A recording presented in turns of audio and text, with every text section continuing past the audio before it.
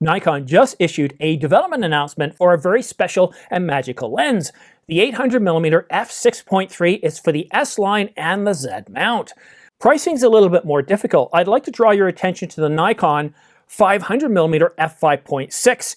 It's only a 500mm, although it's slightly wider at 5.6 versus 6.3, and I think this gives us a rough ballpark.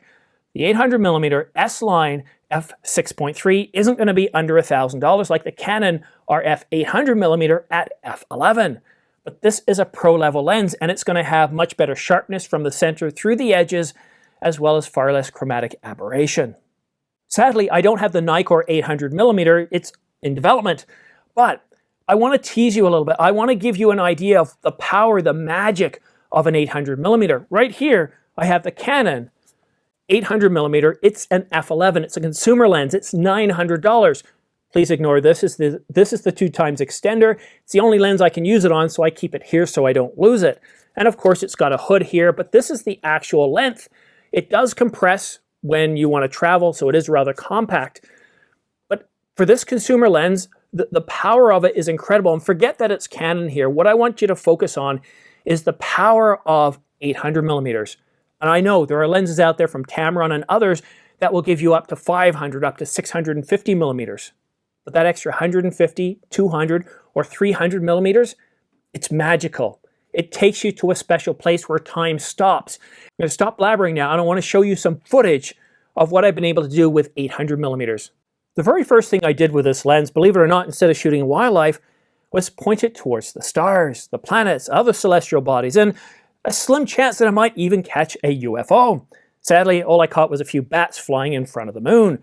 But look at the detail here. Look up close. This was shot using 8K oversampled 4K. So if you're getting this for the Z9, the NIKKOR 800mm, wow. Keep in mind, this was shot at f11. This was shot on a consumer lens where you've got chromatic aberration and sharpness that falls off as you go to the edges. Oh, and this right here, this was shot with a 2x extender. So we're now at f22, and the ISO range was somewhere between 200 and 400, depending on how I was setting up the lens, whether I had the 2x extender on. But forget that, the moon is pretty bright. But wow, this transported me to a very special place. While I was shooting this, I was just in absolute awe. It was quiet outside, the air was still, but when I took it into the computer and I actually got a glimpse of the level of the detail that I got here, I mean, look at this. It looks like I'm literally flying across the surface of the moon. It looks like I took this from NASA. Well, actually, no, it doesn't, because if you look at NASA's footage from the 70s and 60s, it's not nearly as sharp and as detailed. This is just truly amazing. And then last year, right around this time, just before Christmas, I think it was December the 19th, we had the conjunction of Jupiter and Saturn. I invited the village mayor to come up with me to shoot it and to just see if we could capture it. I wasn't even sure if we could. And actually, when I shot this video right here, all I could see through the viewfinder and through the LCD was dots. I couldn't make out anything much at all. But as you can see here, and again, this is really something you want to see on a 4K television, the level of detail is truly remarkable. I could capture Jupiter, and when I punched in a little bit here, you can see the rings of Saturn, and it's just truly remarkable. But I didn't stop there. With a 2x extender, I thought, well, let's get in a little closer. And for whatever reason, I focused on Jupiter. There's something about Jupiter that captured me. I don't know if it's all the movies out there, 2001 or 2010 Space Odyssey, but here you can clearly see 4 moons of Jupiter. But that didn't stop me. Here I've got the ISO turned up at around 4000. It helps you see the moons a lot better. If I set the ISO to around 1600, as you can see here, we start to see the banding around Jupiter, but the moons are a whole lot less visible. So my advice for you, if you're out there trying to capture Jupiter or Saturn, you want to turn up the ISO quite high. It makes everything overexposed, but that helps show the moons of Jupiter. And then, of course, bring the ISO down, try 2500, and then slowly stop it down a bit more from there, and you'll be impressed with what you're able to see. But here, while this tends to work out and actually show off Jupiter a little bit more, you can actually see the chromatic aberration here. The pole, while it does have a blue tinge, this is caused by the chromatic aberration and a bit of an orange tinge down below. When I first got the 800mm for a review, this is some of the early footage I shot of downtown. This is handheld, and again, it looks pretty good. There's no 2x extender here. This is shot at f11, but look at the details. And punched in, you can see there's very little chromatic aberration. You can see the loss of sharpness is, well, it's very acceptable. This looks very, very good. And at $800 for a consumer level lens or $900 for a consumer level lens, it's truly amazing at what you can do. But here again, I've got the 2x extender back on. I'm out in a wildlife area. I'm shooting geese at spring, mourning doves, and the level of detail is just truly remarkable. Here, I don't have the 2x extender on with the mourning dove, but wow, the power of this, the sharpness, the detail.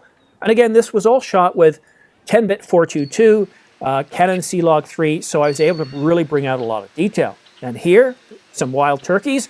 This was shot with 800mm, again, f11, without a 2x extender. And it's just truly remarkable. This lens, it takes you to a special place where you forget about the worries of the world, where you forget about time altogether. This is something that you want to do by yourself, because when you get out there, and you never know what you're going to find. I couldn't believe I found 4 wild turkeys in a rather built-up area, and I was just lost. I followed them, I tracked them. I was able to get some amazing shots of them up close with the 800mm. Now, some of you might have tried the 600mm, but being able to fill the frame like this, wow, the color, the sharpness. I'm not even really noticing the chromatic aberration. I'm just focused on the turkeys and the level of detail and how truly remarkable it is. What I want to drive home here about the Nikkor 800mm f6.3 is not its price. I know it's not going to be cheap, but what I think is most important about this lens is how it transports you to a special time and place where you're focused in the moment. You become at ease, you become at peace. And like when I was shooting the turkeys, or I was out in the wildlife preserve, or I was out shooting the moon, 3 different scenarios, I was lost in that time. I spent hours and hours, and I don't think I came in till around midnight. And I was out there for 4 hours shooting Jupiter, and it was just, I was staggered at how good and how special 800mm is. It's an incredible focal length, and forget that this is a Canon lens here. Yes, this is Canon, and yes, it's a consumer lens. It's $900. It suffers from chromatic aberration, as I showed you with Jupiter. The sharpness falls off as you go towards the edges, and yes, but as you saw from the footage, 800mm is remarkably powerful. I'd say it's the most enjoyable lens that I have. The 50mm f1.2 is what I shoot with all the time. I love the 50mm. I think it's an incredible focal length. It should be in everybody's camera bag.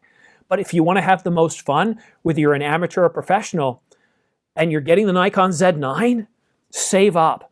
Get this lens. Get the Nikkor Z 800mm f6.3. You're not going to be disappointed, unless, of course, the price is way in excess of $3,300 and it's something like $6,000 or $7,000.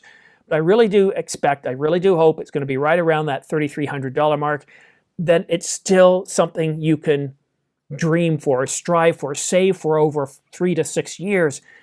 Because every time I take this out there, I'm always capturing something. One year I caught some muskrats, and I thought they were beavers. I really did. They looked like beavers. They were building the same habitat as beavers build.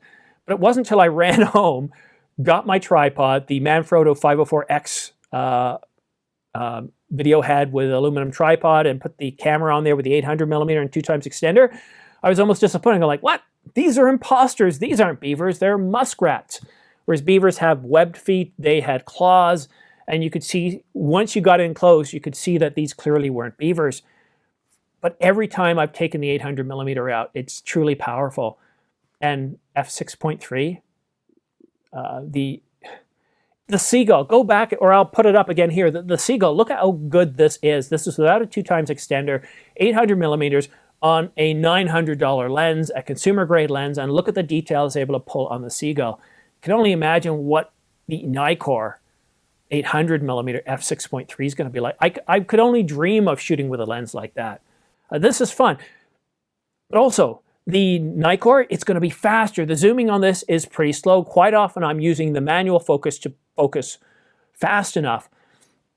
The Nikkor, you're going to be able to have a much faster autofocus system, and with Nikon's new autofocus system, especially on the Z9, this is going to be one of those must-have fun lenses. Sure, the 70-200 is a necessary lens. The 500, not 500, the 50 millimeter, maybe even the 35 millimeter, the 85 millimeter. If you're doing this professionally, these are lenses that are going to be in your bag. And if you're not, if you're an amateur, a hobbyist that really enjoys this, sure, again, the 50 millimeter, the 100 millimeter, the 85, the 24, 16, these are focal lengths that are very, very powerful. But when you start to get into super telephoto, yes, 100 to 400 is fine. Yes, 150 to 600 or 150 to 500, 650, they're fine. But that extra 100, 200, 150, 300 millimeters is absolutely, it's exciting.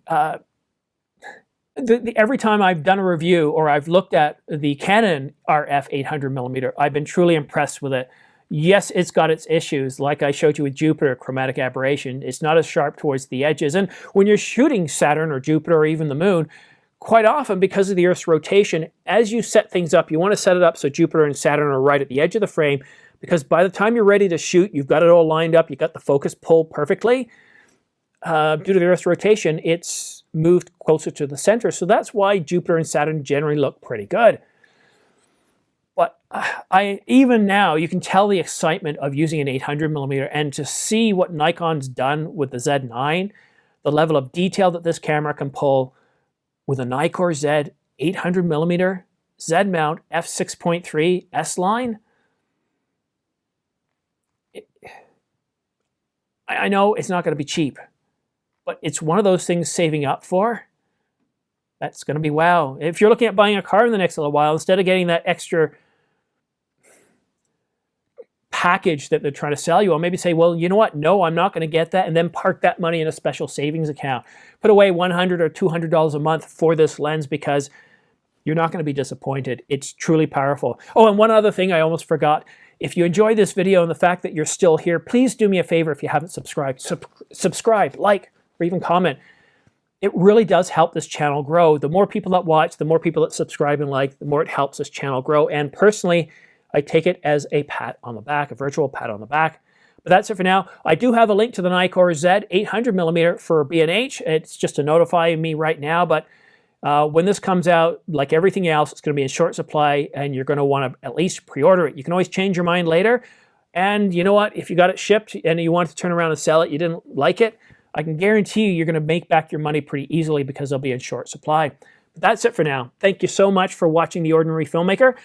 Have yourself a happy Christmas. It's December the 24th here today. Have yourself a happy New Year, and we'll see you again soon.